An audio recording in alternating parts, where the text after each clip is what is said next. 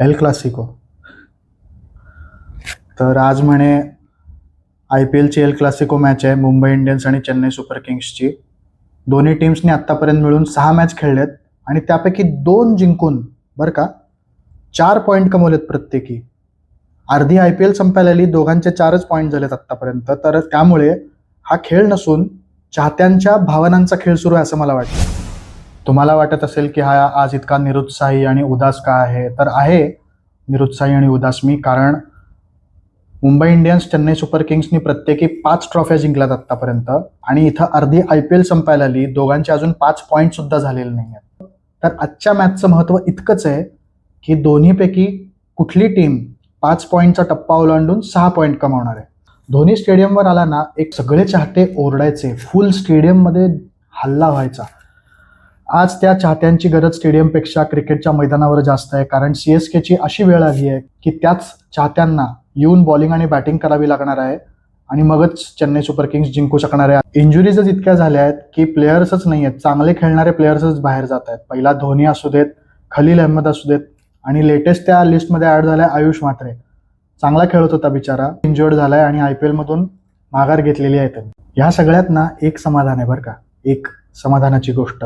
आत्तापर्यंत कायम मला आठवतंय की आपापसात बोलताना आत्तापर्यंत हा विषय व्हायचा की अरे हे सगळे प्लेयर IPL मध्ये तर खूप भारी खेळतात, जेव्हा देशाकडून खेळायची वेळ येते तेव्हा खेळतच नाहीत. तर यावेळेस त्याच्या एक्झॅक्टली उलटं झालेलं आहे.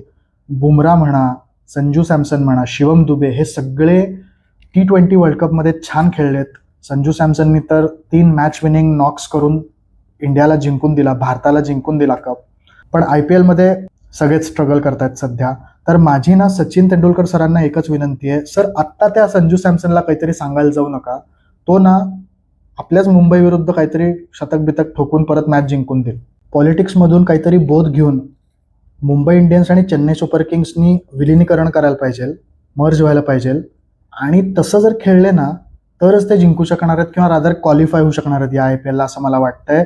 टीमचं नाव पण बघा कसलं भारी वाटेल, मी CSK, MICSK, मी CSK, खतरनाक, एक नंबर, जगात भारी. Will Jacks T20 specialist Mumbai टीममध्ये जॉईन होणार आहे आज आणि कदाचित तो खेळेल आज.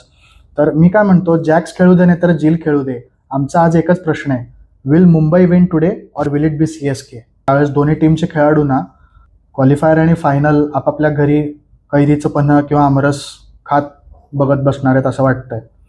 आणि समजा नाहीच बाबा आलंच नाही कोणी यापैकी क्वालिफायर किंवा फायनलला, तर काय करायचं आपण? सहलीला जायचं